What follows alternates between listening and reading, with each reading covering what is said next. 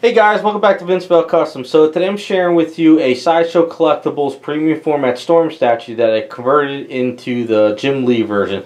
Now bear with me as I talk in this video. I had some dental work done this week where I'm having bridge work and I'm still sore and I can't really talk that well. But it'll kind of break it all down and everything. So this statue was a lot of fun. I have to say it was nice to really work on this statue. I always liked Mark Newman sculpts.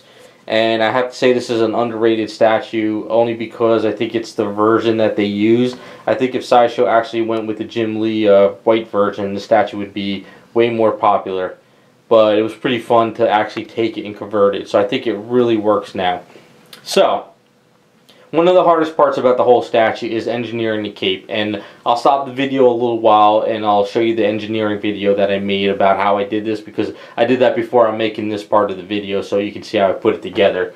But real quick, there was a couple trial and errors, at least on my part. So I got a bunch of old fabric, and what I did was I was cutting up pieces here and there, and then I was taping them and all this stuff. So it was just a matter of finding the, the pose, or at least the style that the client wanted. And once we got it, this is the pattern that went to the seamstress. So that worked out pretty good.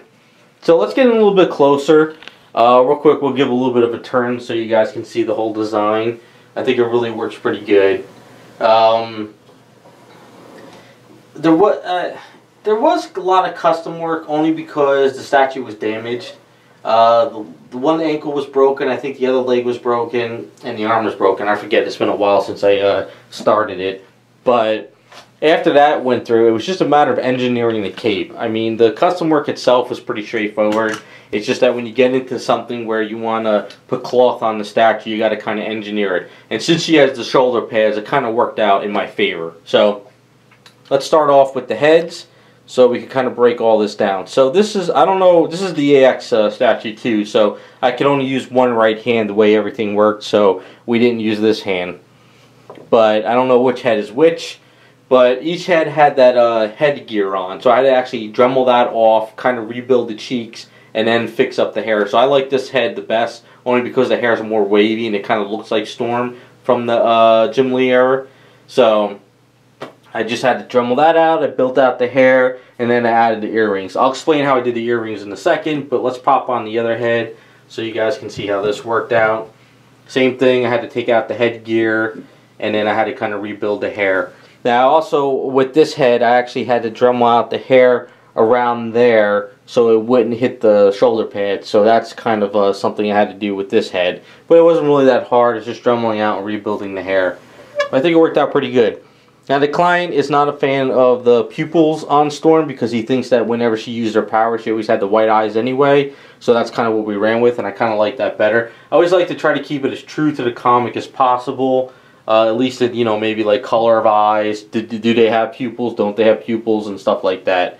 So this head actually is my favorite. So we're going to keep this one on just for the rest of the video.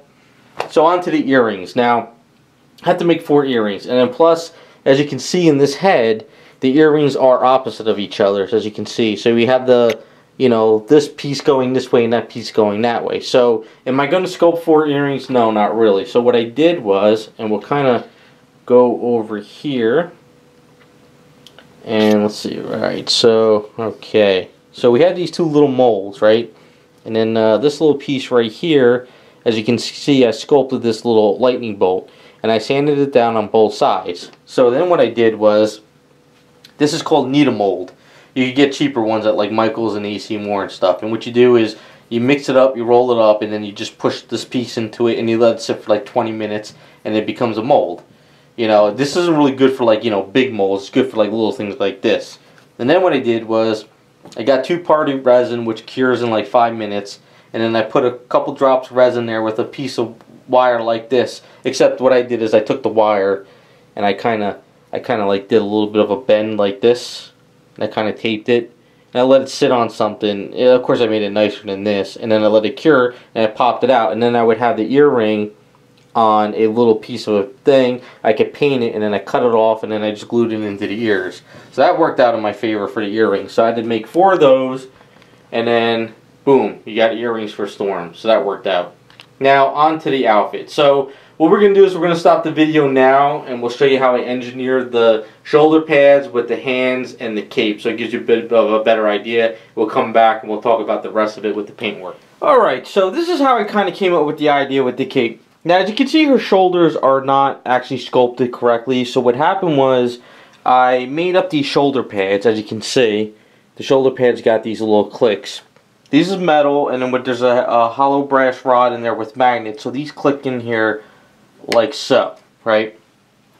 But what I realized is if I was going to keep her shoulders the way they were, I would never be able to get the cloth cape underneath. So here's the cape, as you can see. And then over here what I did is I came up with the idea of having the metal rod came up. The seamstress gave it to me, and the metal rod and cloth came up about that high. So what I did is I bent it in a square, and then on my end I made it messy and I sewed it all up. But that's fine. It doesn't matter if it's messy. Now the silky stuff on the cape goes on the outside, of course. And then what you do is you take this piece and you just pop it through this little hole here. Now there's a lot of you know, sewing in there, so it kind of holds it pretty well.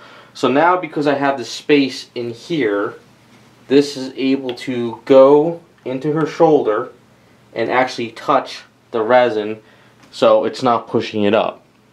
So that's pretty much how I came up with this whole idea of how to at least lock these pieces in. So as you can see, you just do that. So there you go, you got the cape on, and it works out pretty good. Now this was a little tricky part, of course. So these little pieces here, you can kind of just do this and then turn it. Just kind of use your fingernails and kind of go. I was going to have a clip, but the clip was way too long, so I just came up with that idea. Now, I mean, I told the client, you know, if they know how to sew, what they could do is they could pop off the hands, because the hands do come off. They are magnetized. I'll do this one. So there is a rod in there as well.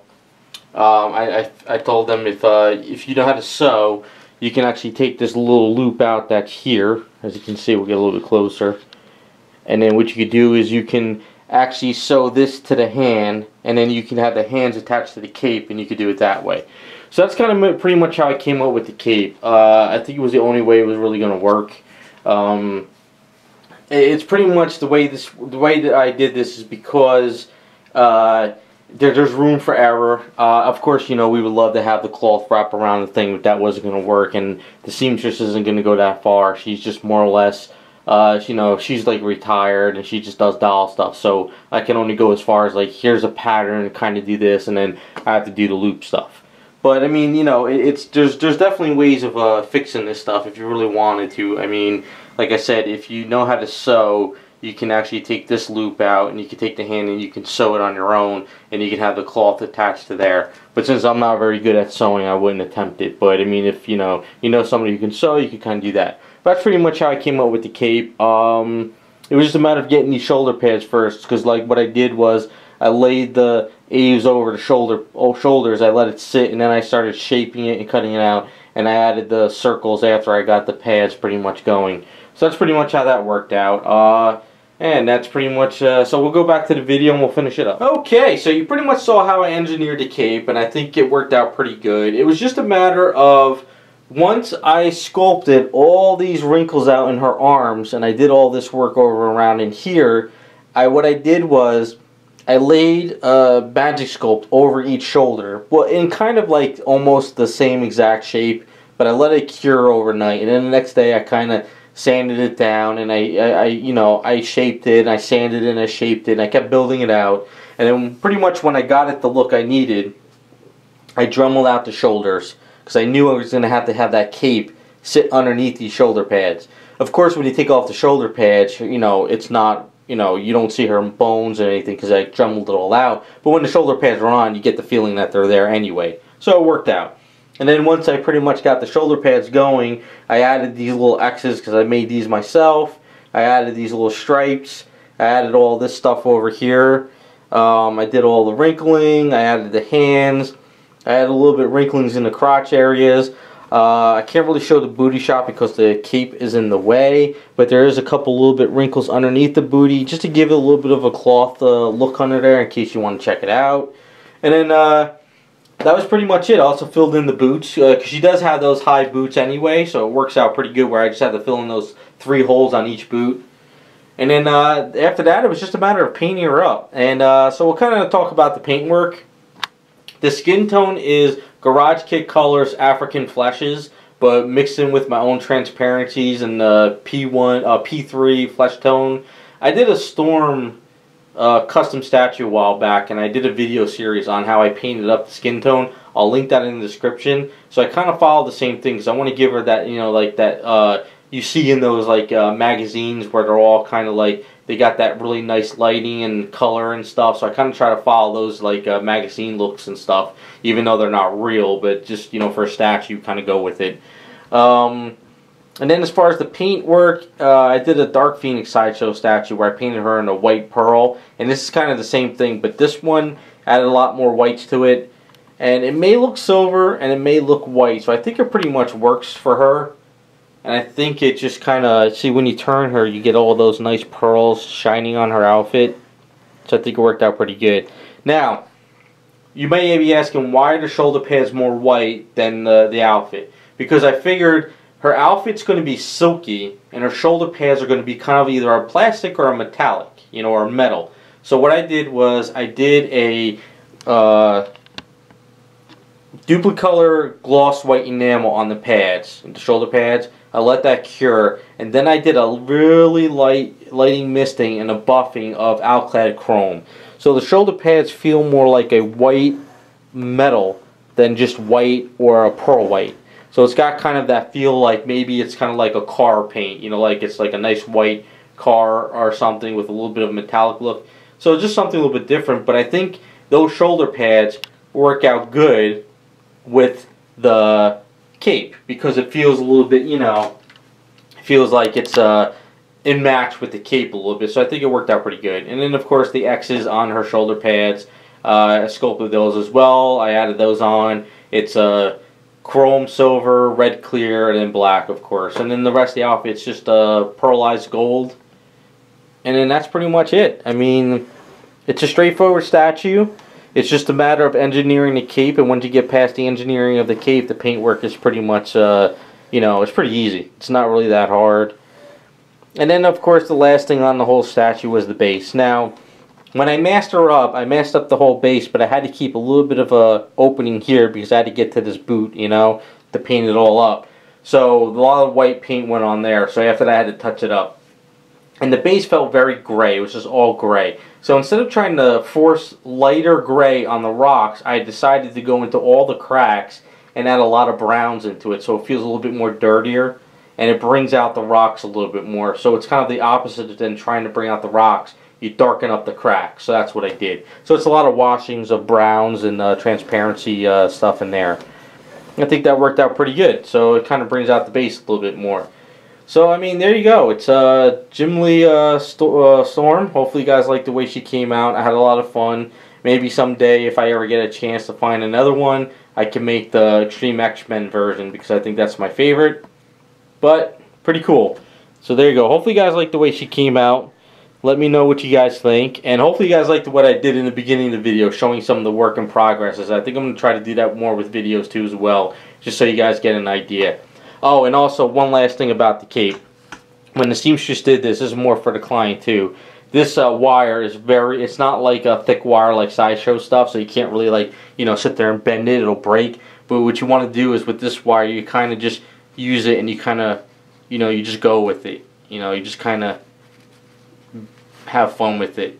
Instead of sitting there trying to bend it, you can just kind of warp it a little bit. So I think that'll work out pretty good for him. And there you go. So, thanks for watching, guys, and we'll be back with some more videos.